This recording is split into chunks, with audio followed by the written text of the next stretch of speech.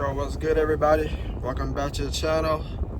So, hope you all have a good Thanksgiving. Had a great Thanksgiving myself. Hope y'all also, pick up a lot of stuff during Black Friday. Me personally, I pick up some stuff, a few items, you know what I'm saying? There's deals everywhere. Target, GameStop, So, yeah. Let me know, man, if y'all picking anything up. So let's start right into this video, and we're gonna talk about why people lose money in this Pokemon hobby.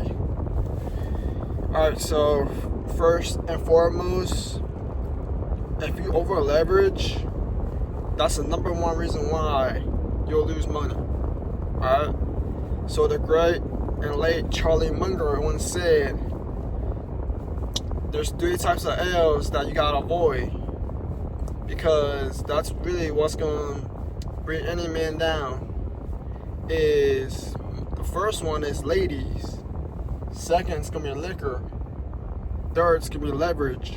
Alright, so y'all think about it right now. If you do too much of any of these 3 things, you OD it, right? It destroys any man. Okay, so it's like, y'all think about it right now. Leveraging is cool when the market's hot, okay? Everything's just keep on going up, right? You turn money that you don't have to more money.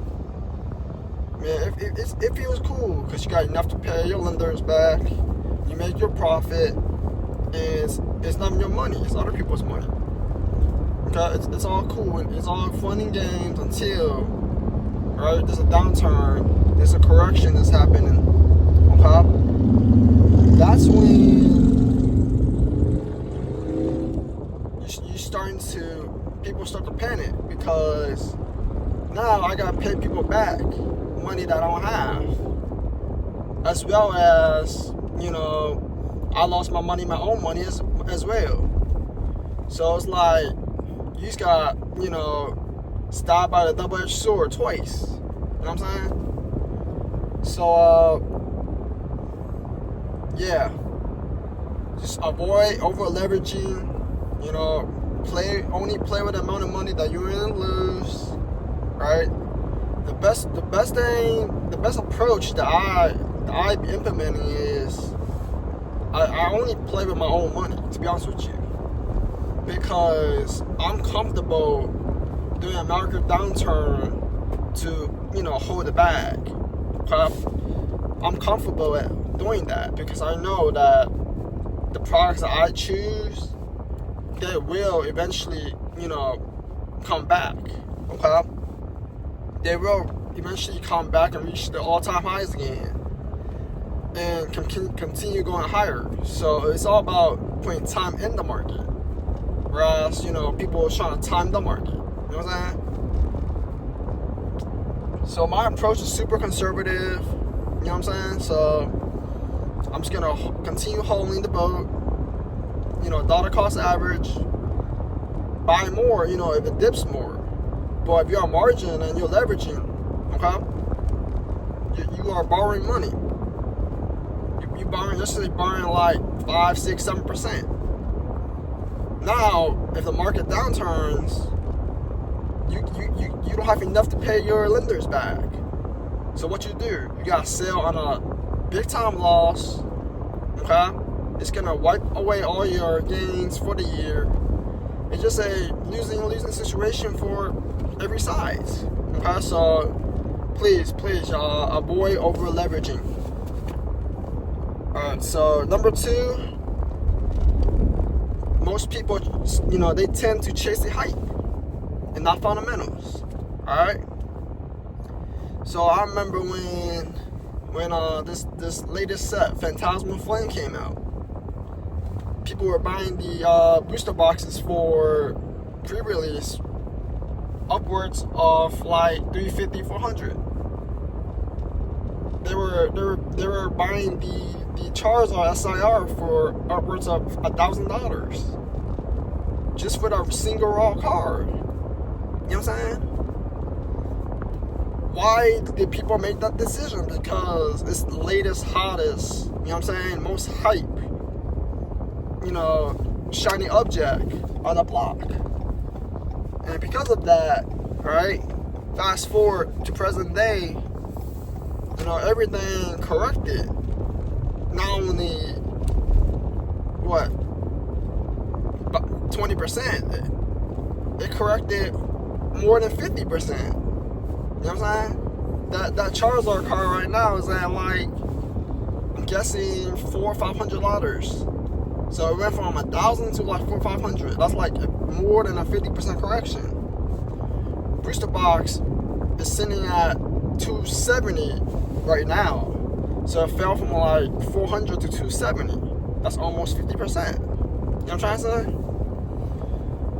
So the best thing to do is understand the fundamentals, understand why you're buying, understand the time frame that you're buying in,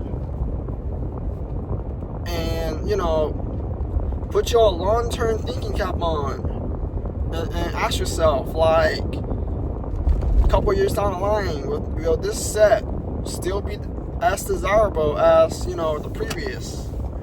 Just understand, like, this set, like I said before, realistically, you will probably only end up pulling $10 of value out of your ETB. All right, so it's very unfeasible to think that you'll make your money back just by ripping the packs, especially on a super small set like Phantasmal Flames.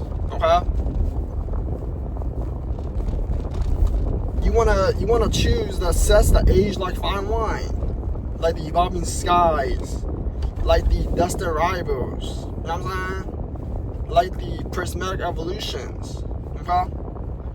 Like if you look at these sets, right, they have the chase cards that I guarantee that the future generation will all want to chase. Because y'all think about it. Like the Mewtwo's, the Evolutions, the Umbreon, the Rayquaza, all them cards, like, they are all cards that are super nostalgic, as well as they are basically timeless chase. You feel me? So like, check out all the fundamentals on the books. Okay. Price makes sense, because I'd much rather put my $100 towards a Prismatic Evolutions ETB than a Phantasmal Flames ETB. You know what I'm saying? Understand, like, the fundamentals. Just don't chase the hype. I promise you I'll do well. Alright? Another one is avoid FOMOing. Like, do you know how many people lose money because they have this fear of missing out mentality? Oh man, yesterday this car was $100. Today it's at $200. Tomorrow I feel like it's gonna go to $1,000. So I must jump in right now. Man, that's the worst mentality to have, because if something already ran up 100%, like, this could be higher likelihood that this car's gonna correct. You know what I'm saying? Instead of just keep going up. So the dumb Timmies out there who only buys the MSRP ends up, buying at the very top, because the prices will never reach MSRP. So they get, they start to have this panic mode setting in, and buy the top, thinking that the prices will continue to go up, and next thing you know, boom, it drops another 20-30%. And the same Timmies that wants to buy MSRP ends up buying at all-time highs and selling again at a loss. So, like, just please avoid FOMOing, because most people any type of investment like stocks, crypto, wait until the price hits your target and then buy. Don't have this fear of missing out mentality, and just be patient. Patience will reward you in the long run. All right. Last and not least, y'all gotta think about in years and not days. All right. Most people think in days and not years. So, like for example, a lot of them people right there, they want to get rich tomorrow.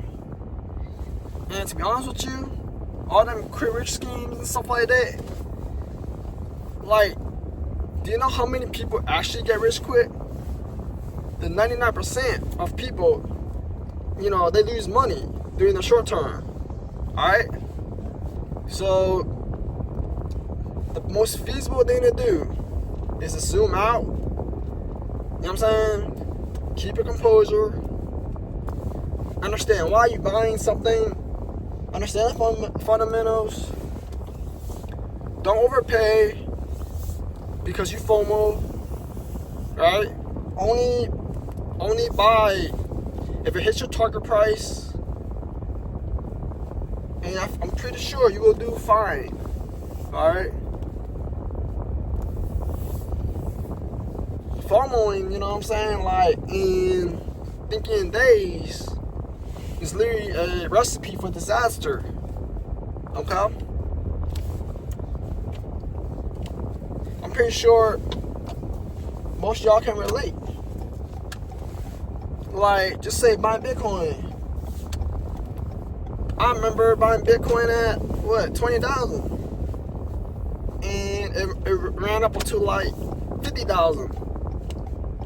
And guess what happened? It retraced back to 20,000. And so many people jump off the boat. And guess what happened next? It hit 100,000. You know what I'm trying to say? So the best thing to do is recognize that time in the market beats timing the market. And you can only achieve that if you don't FOMO, you stay the course, you stretch your horizon long term, and you'll be aight. Alright guys, thank you so much for watching. I appreciate y'all. Please like, comment, subscribe, and until next time.